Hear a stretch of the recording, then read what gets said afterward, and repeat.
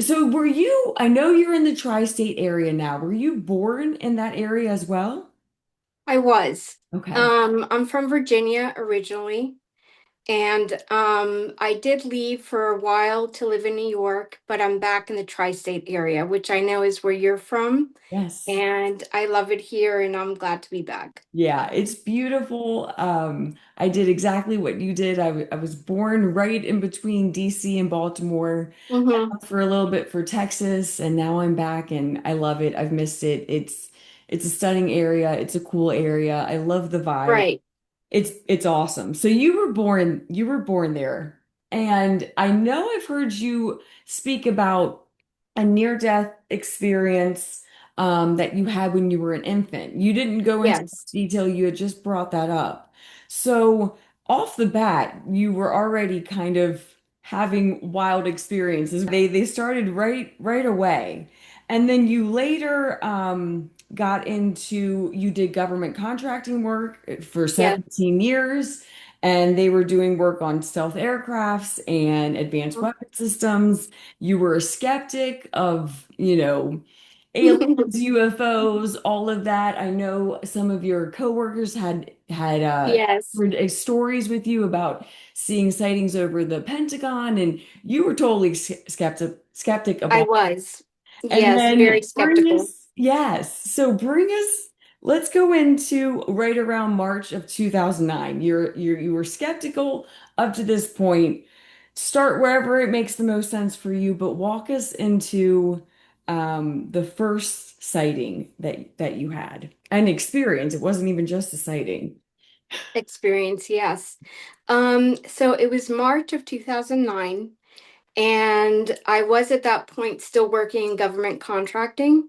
I was a research analyst for a firm in Washington, D.C., and I was a skeptic. I'd had some employees at my firm tell me that they'd had UFO sightings. And I didn't believe them because the evidence that I saw was always blurry photographs or blurry videos, interviews with people that didn't seem legitimate to me.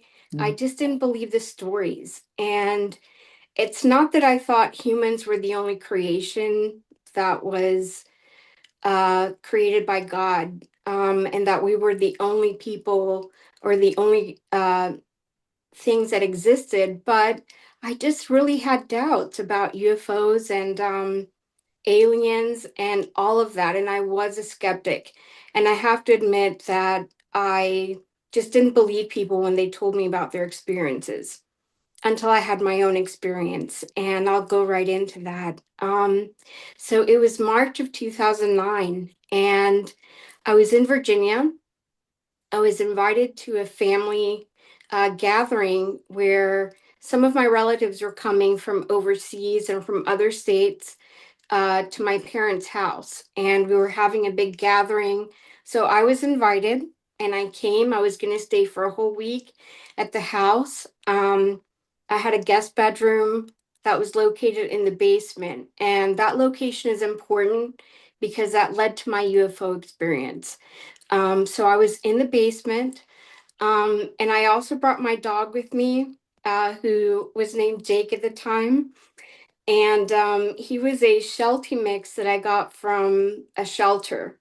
Mm. And Jake was monumental, a real link to my UFO experience because he's the one that led me to it in a sense. And so what happened was I was at my family gathering. Everyone had gone to bed after dinner and after conversation. I went to bed. I walked Jake. It was around 11 p.m. when I walked Jake. And I went to bed, and it was maybe an hour and a half later when Jake began to let me know that he needed to go out again. And I got upset with him. I didn't want to walk him again. It was dark outside. I was tired.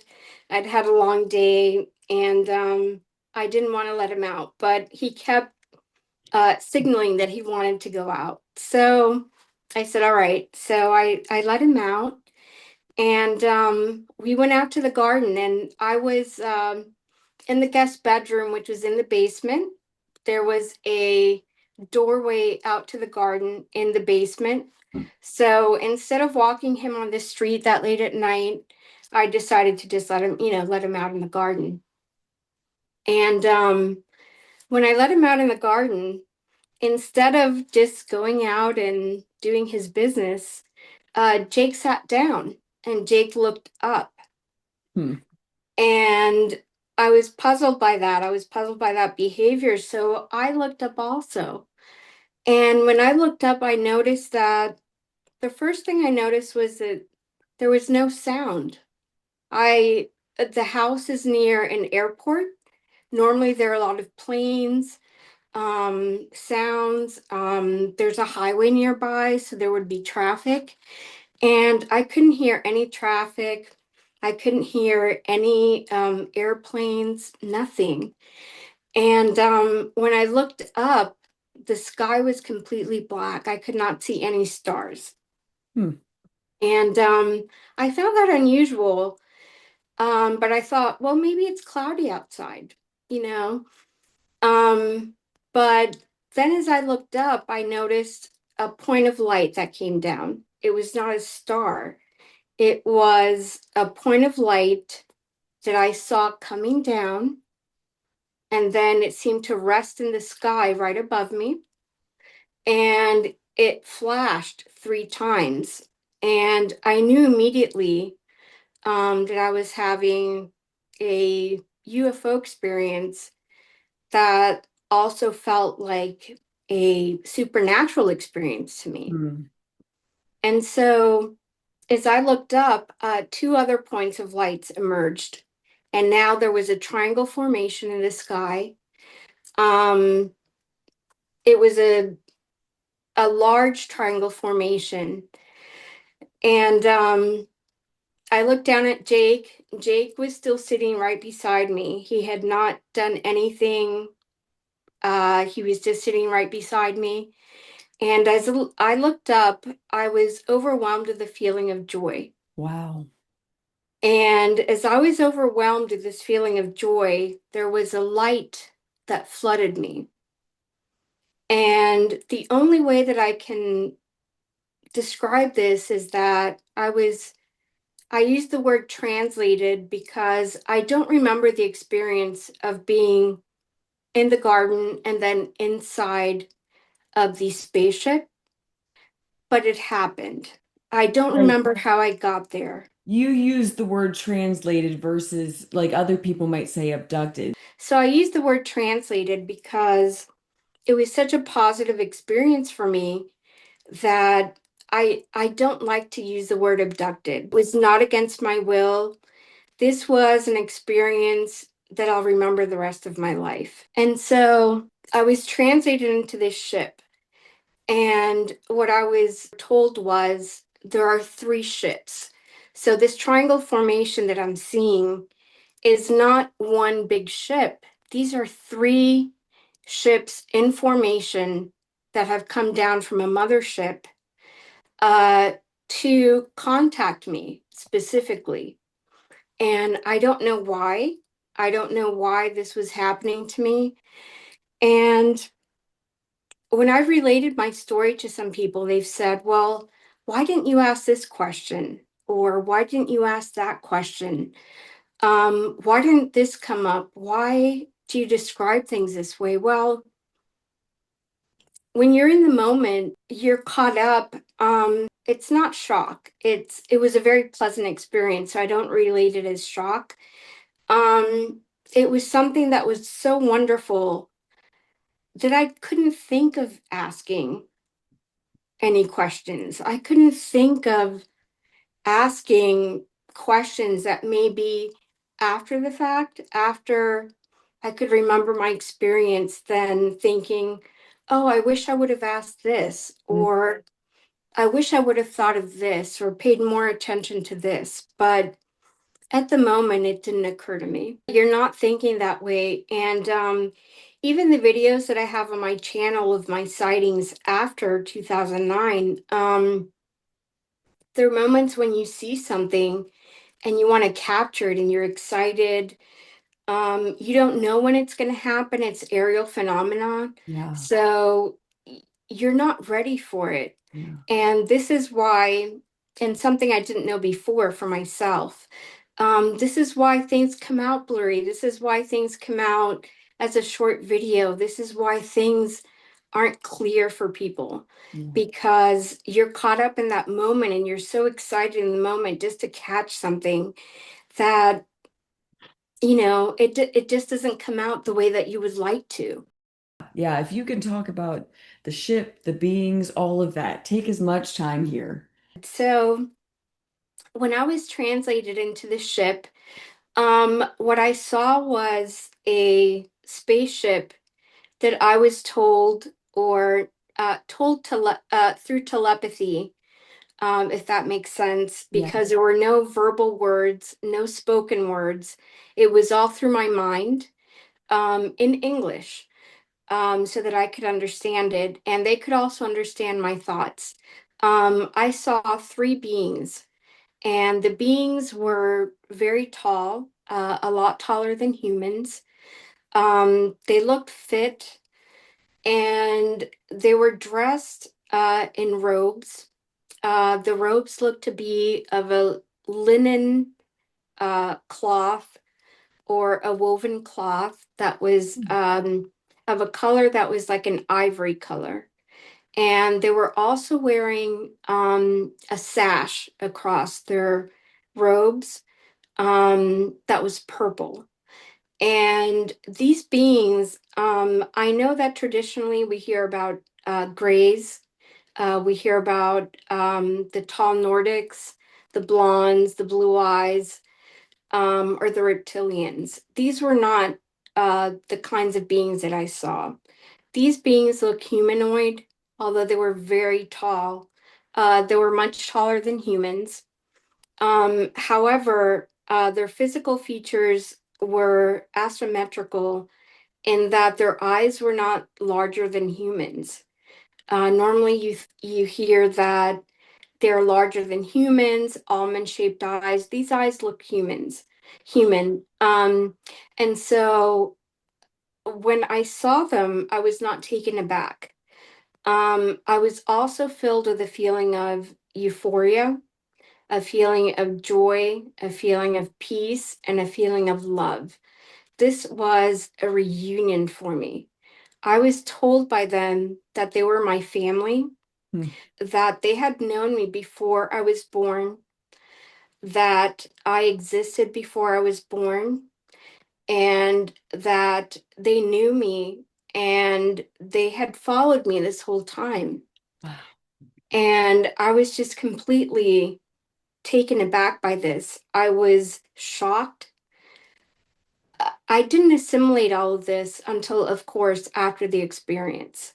That. All of the thoughts, all of the emotion that came to me, but I was not afraid in the moment. I Mm. was not afraid. I was filled with a feeling of just complete peace and joy and love. Wow. This was a reunion, a family reunion. I cannot describe it as anything else.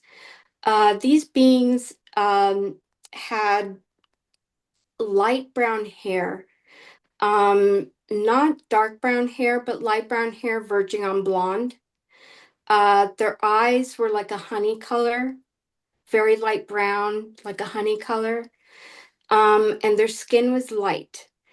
I make no apologies for their description. I know that they don't fit the description that most people share about contact. However, this is what I saw and this is what I experienced, and I have to share it. So I was in the ship, and I'd like to describe the ship. I have learned that these ships are called Vimanas, and they're described as Vimanas by Erich von Daniken. These are ships that leave the mothership in order to carry out missions. And so they are smaller ships. And these are the ships that were above the home that I was at for this gathering. And these are the ships that I saw. The ship that I was in had three beings. One was seated in the back, and two were seated in the front. So there was a pilot, a co-pilot. This is the information that I was given. A pilot, a co-pilot, and then one in the back. The seats were carved into the interior like an ocean wave. They were smooth and sort of like a gray color, and they sat there very comfortably. I could see that they could stand in the ship comfortably. When I was in the ship, of course, I'm a lot shorter, but obviously I could stand in the ship as well. There was a big windscreen or windshield, uh, and there was a knob-like instrument in the front that looked like it was like made out of crystal, which was the way that they navigated with the ship. And I was told that these were smaller ships that came out of the mothership. And just the feeling that I was overcome with while I was in there, I was very comfortable. I felt a feeling of love, a feeling of acceptance like I've never felt in my entire life, and a feeling of familiarity. And at the time, I just have to tell you that I was I wasn't familiar with telepathy. I wasn't familiar with the Akashic records. I wasn't familiar with UFO sightings. I wasn't familiar with any of these things. Wow. This was a brand new experience for me. This was something that I never thought that I would experience. Mm, This was something new to me, and because it was so new to me, I knew it was real and that it had happened. incredible. We're still in the ship. They've given you messages about, how that they've known you from other lifetimes, and there's all this information Yes. coming in. How does it wrap up from there? Do you remember leaving the ship? I don't remember leaving the ship. In fact, I was the place where I was staying at this gathering. I was there for a week, and this sighting took place on a Monday. And I woke up and it was Thursday. Wow. I don't remember the time. I have read from many abduction experiences and contact experiences that there can be something called brain fog, Hmm. where you don't remember things crystal clear after you've had this experiences that memories may come back later. And so when I had the experience, it was Monday night, late at night. And when I came to, it was Thursday morning. So I don't know how long the experience was for. I don't have clear memories of that. I don't know what happened in the in-between time. Nothing was amiss when I came to Thursday morning. Nothing was amiss at work. Nothing was amiss at my workplace. Um, I don't know how all of that happened, except that I woke up and everything was normal, but it was Thursday. It was Thursday morning, and I don't have a recollection as to why all of that time went by, and I don't have a memory as to all of that time that went by or what happened. So were you scared at all about the missing time, or because everything kind of fell into place and nothing was amiss, did you just kind of let it be? Like did the missing time startle you at all? I was startled by the missing time. Yeah. I was startled. I didn't realize so much time had gone by. I was shocked by the experience I had just had, and I was assimilating everything. And so I wasn't sure what to do with that missing time. But I was filled with a sense of peace and a sense of familiarity is all I can relate it to. I was filled with a just a sense of peace and love and joy that was indescribable and that lasted for weeks. Maybe I should have been, maybe I should have questioned it more, but I just didn't. I didn't. I knew immediately that I had had an experience. I assimilated the experience and I accepted the experience. I also instantly regretted being a skeptic and not believing people that had shared their experiences with me. I regretted not believing them and almost not making fun of them, but just not believing them and not being open and receptive to what they had to say. Did you ever talk to like the coworkers that you had that had stories that you were skeptic of in the past? Did you ever talk to them about those after your experiences? I did not. Yeah, I did yeah. not share my experience with anyone for a very long time. The few people that I shared my experience with did not believe me Mm, and told me that I was seeing things that I didn't share fully what I had experienced, but just that I had a UFO sighting, yeah. not a contact experience. And even that was not received or well met with the people in my circle at the time. And so I was very reserved. I did not share anything until recently. So you've had this one sighting. You've woken up, time is missing. You end up having another sighting 4 days later, is that right? Yes, after And I woke up on that Thursday, 4 days later, I did have another sighting. It wasn't a contact sighting, it was just a UFO sighting. And it was five Vimanas that were above the same garden where I was at, walking Jake or letting Jake out in the garden again. And so it was a sighting, but it was not a contact sighting like the first sighting.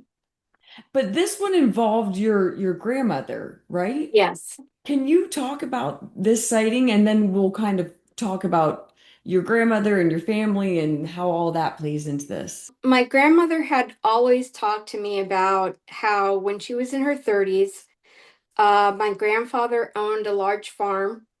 And one day she was out on the farm.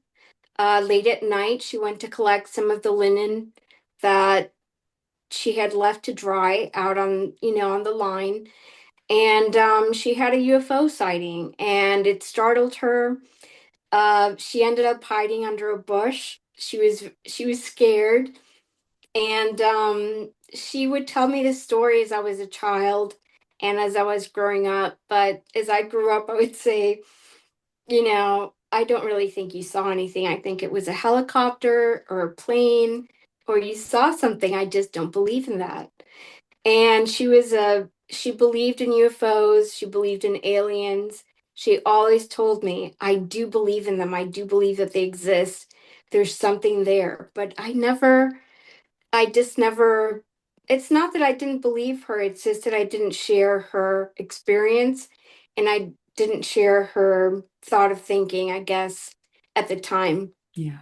So my second sighting, although it was not a contact sighting, when I went out to the garden, I was told telepathically to get my grandmother, who was in the same home that I was at the time.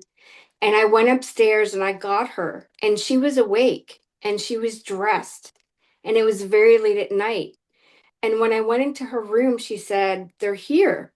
They're here for us." And I said, "You have to come down to the garden. There's something over the house, and I'm not sure what it is, but they asked me to come get you." And she came down with me. My grandmother was in her 80s. Um, she came out with me in the garden and we had a 22-minute sighting. I don't know how I know it was 22 minutes. I just know that it was for some reason Oh. in my interior.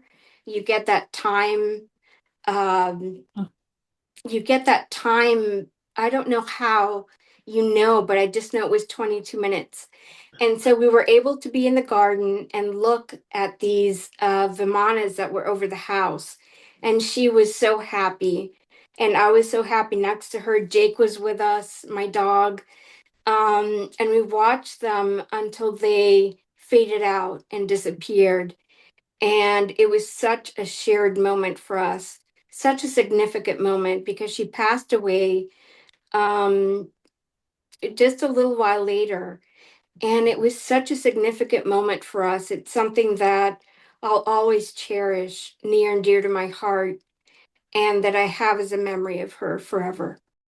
So in your, you know, internally, you just know, and I know that feeling, that deep knowing, you know it's 22 minutes. Did it feel like 22 minutes to you It while you felt were a lot watching? longer to me. I know that sometimes when people have near-death experiences, they're able to track their time afterwards in human time.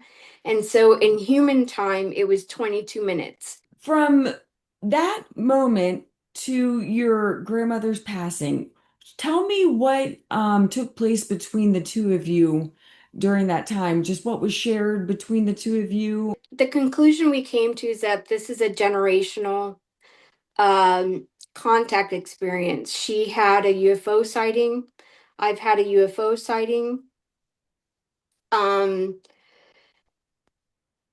I didn't believe her initially when she was talking to me about it, but having that shared experience cemented that solidarity between her experience in the past and my experience in the present with her.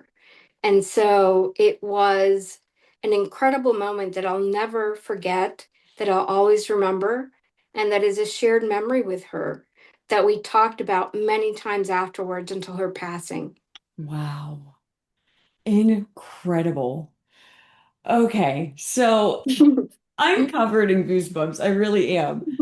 So I definitely want to talk about like the YouTube channel and how you're kind of being tracked now, how you are catching these sightings on your phone now, all of that. But before, just so we're keeping things in order, and I want to get like your just like your overall thoughts of like what this has done to your life and your paradigm and all of that.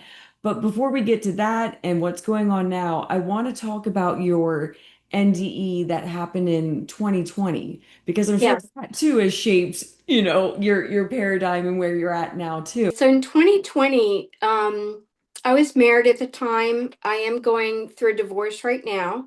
I have three little kids, but at the time I was in a domestic situation that was very difficult for me, very damaging. I didn't know how to leave the situation or escape. I stayed in it for my children. And so I was prescribed an antidepressant by a medical doctor. I didn't know that I would be allergic to this antidepressant, neither did my doctor. There were a lot of side effects. I wasn't on any medication before that. And so I took this medication and I fixed lunch for my family. It was a weekend. And so I fixed lunch for my then husband and my children. And I sat down and I collapsed. I collapsed just a few hours after taking this medication. And it was a side effect of the medication. There was nothing else that I was on. I was taken by ambulance to the hospital. I was admitted to ICU. I was in ICU, I was told, because I have no memory of this, for 3 days. And then I was placed in an induced medical coma in order to try to salvage my brain. I had brain swelling. I had all sorts of side effects from this medication. And I just want to say that I didn't know this was going to happen. I took this medication thinking that it was going to help me, Mm, and I never expected to have this kind of effect. Um, and so I was induced into this medical coma, and I found all of this out afterwards. But what I remember is being in a medical room in a medical setting. I remember being in a bed, and I remember seeing a relative sitting next to me by my bedside talking to me. And I remember popping out of my body. When I popped out of my body, I was already in this medical coma, but I didn't know I was in a medical coma. I didn't know what was going on. My last memory, to me, I guess, was having lunch with my family and serving my family lunch. I remember putting those platters of food on the table. I remember what I served. I remember serving my kids. That was my last memory. My next memory was popping out of my body. I don't remember going to the hospital. I don't remember being in an induced coma or being in ICU. When I popped out of my body, what I saw was in the corner of this hospital room was a sphere that looked like what I describe as a dandelion. Because you know how a dandelion has all of these little parts that connect it to make it look like a whole. hmm And so this sphere had all of these little parts that were making it look like a whole. And it was very bright, and I wanted to follow it with all of my heart. And I did. And when I did, that's when I popped out of my body. I popped out of the corner of that hospital room, and I popped straight into limbo. What I call limbo. Some people may not agree with me that limbo exists, but that's where I went. And for me, limbo was a place where thousands of souls are there that share your experience, your life experience, and they're there to learn. Limbo is not a place where it's sort of a holding place, is what I learned. It's not heaven. You're not ready for heaven yet. And it's not what Christians may call hell. This is an in between place, a holding place, and a learning place for souls.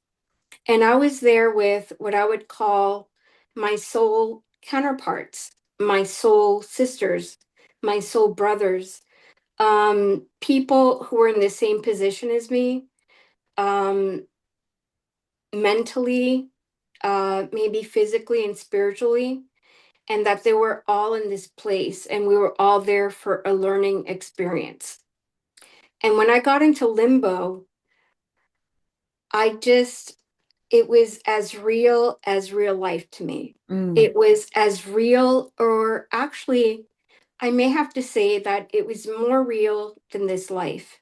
I felt more awake, more alive, more intelligent, and more perceptive than I ever did, ever, my whole life. But I was in this place called limbo. And I was given over to, I would say, what my pleasures were on earth. So in limbo, what my pleasures were on earth, what I like to do, I like to go out to eat at nice restaurants. And sometimes I'd like to have a drink. And so in limbo, I remember my first holding place was with other souls that shared that experience, other souls that craved that existence, that going out for a nice dinner, going out for a nice drink, going out for that release, seeking that relaxation, mm, that relief that that brings, that distraction, mm. right? So I was there with thousands of souls that felt the same way. And Wow. we were actually all held in a holding place. And we all wanted the same thing. Mm, I was being reminded as I was there, this is what you wanted when you were on earth, was this experience. Fine dining, a nice drink, a nice night out, relief from what your actual life should be. So I was in this holding place, and we were released by a spirit. I don't know if this was a good spirit or a bad spirit because I didn't get that sensation or that impression. It was just a spirit. All of us souls would be released into this restaurant that was supposed to be fine dining and a good drink, fine dining and a dance floor, fine dining and release from your life, relief from your daily pressure, relief from your depression, your anxiety, everything. But what did we get? We didn't get that. This restaurant that we were released into looked amazing, looked beautiful, overlooked a cliff with the ocean beneath.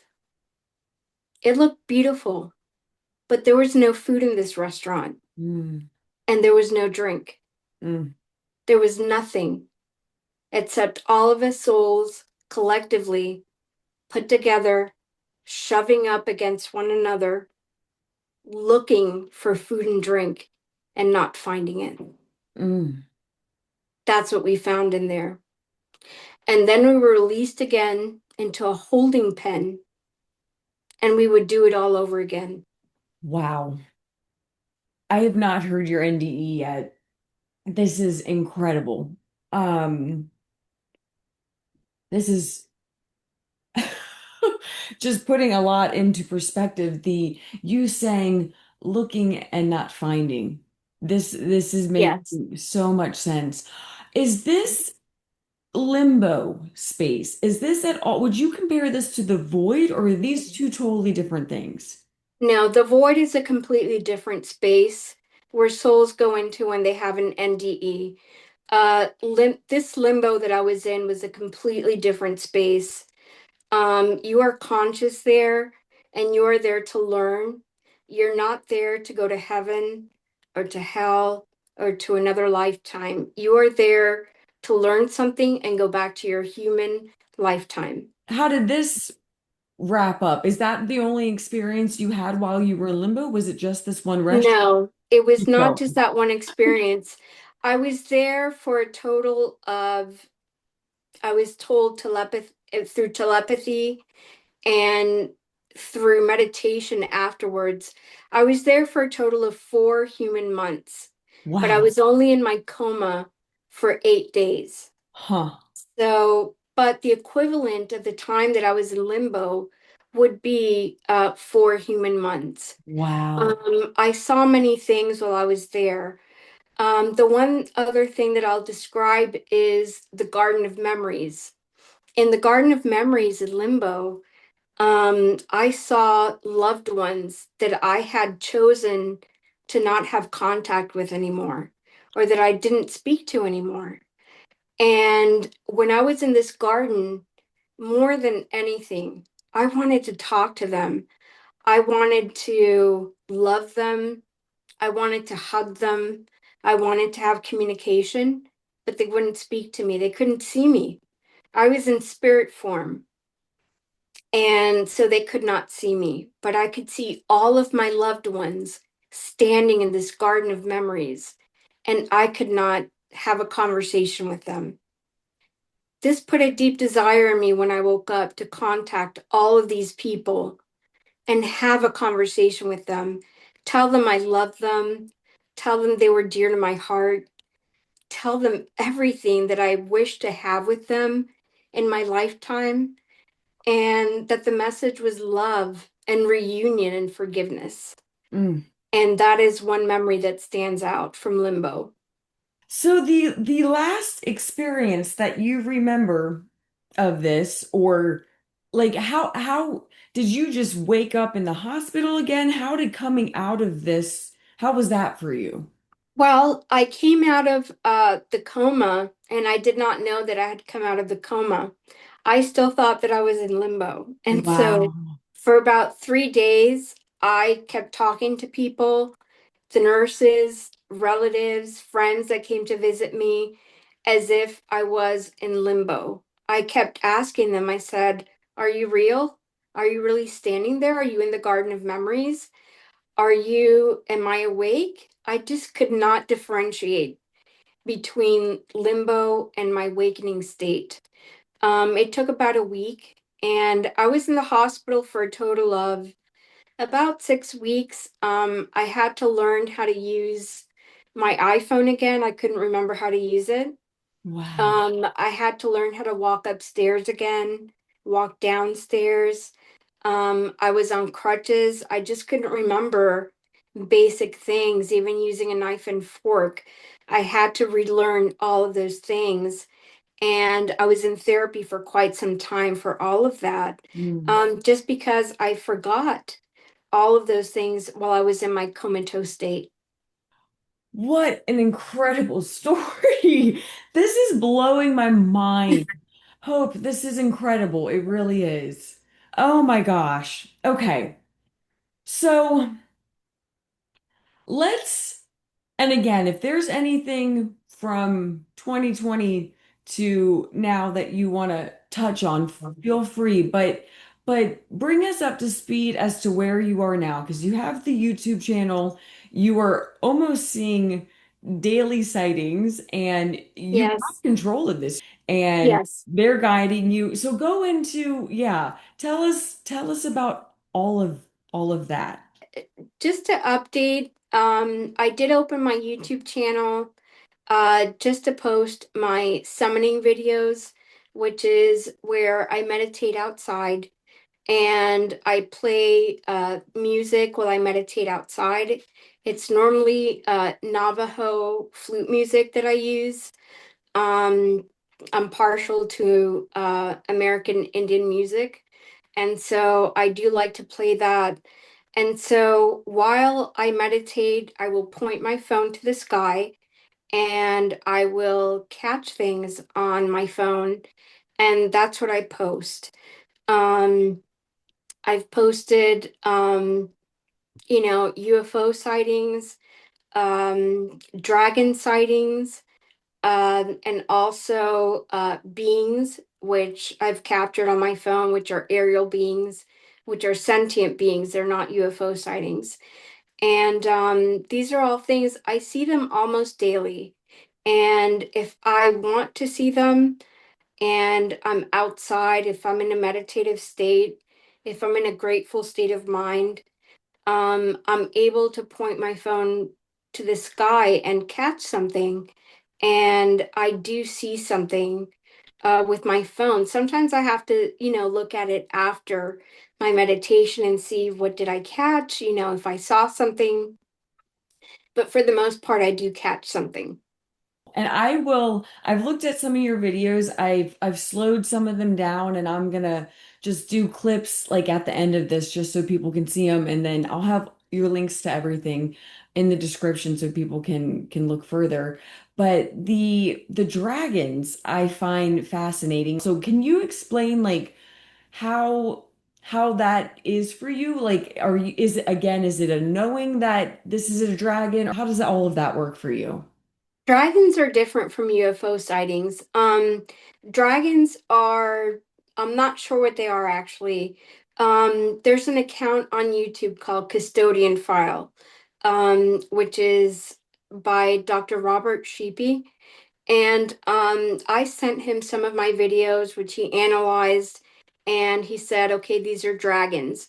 Dragons seem to be either a form of biological phenomenon or maybe something like a drone, but they move very quickly. They seem to tag airspace, vehicles, planes, helicopters, small planes. And the thing is that while I was trying to capture UFO sightings, I would notice that in my UFO sightings, I would get these little uh dragons, what I call dragons now, flying by, these two or three of them in one shot. And I said, well, they must be birds, but they're moving very quickly. And at sometimes I would also capture them very close to my camera, and I began to be very curious about them. So I did some research on them, and I did send them to Robert, and he did say, okay, these are dragons. Wow. He's done a lot of research on the matter, and that's what they are. They're not what I would call a UFO sighting. I'm not sure what they are. They're just Yeah. something fun that I've captured on camera and that I've seen. Many other people have seen them as well. I'd like to bring some awareness to them as well. Um, but I'm not sure what they are at all. I'm not the one that does research on them. I've just captured some You're of just them. capturing them. I love it. Yes. Absolutely love it. It's incredible.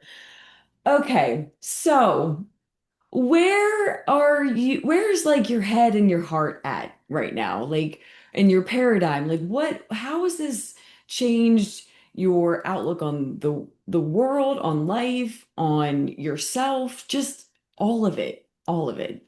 What I know is that I don't think that we're going to get UFO disclosure from our governments. Um, any UFO disclosure that we have, I think we can consider a fake UFO disclosure because UFOs and aliens have been with us for thousands of years. This is not something new to humanity. This is not something new. Governments may say that they're now disclosing information. They've known for a while, and this is not something that's new to us. People have to wake up to the fact that aliens do exist, UFOs exist. If aliens did not exist, UFOs would not exist. So these sightings we're having, especially with the technology that we have now, um, it just proves that they've been with us. You know, they've been with us for thousands of years. This disclosure is not new to us. I think deep down, all of us know that they exist. Yes. And a lot of us have had experiences, you included. And so the message really, for me, from my experience, the experience that I had, the message is love. We are created by source, light, God, whatever you choose to call him. And so that source is love. Yeah. The Christian Bible says that God is love, and I believe that. And so anything created by him, whether human or extraterrestrial, has that spark of love in them. And so that is a message of hope for all of us, a message of joy, a message that, we can go on, that things can improve, that things can get better for all of us. And that is a message that I have gotten from them. And that is a message that I carry in my heart. And that is why I've chosen to do interviews and to disclose my sightings and everything else, is that the message is love, self-love, love for ourselves first, because we cannot love other people if we don't love ourselves first. This was incredible, Hope. I can't thank you enough for doing this. This blew Oh, my thank mind. you. Yeah, this was Thank lovely. you. Truly, truly.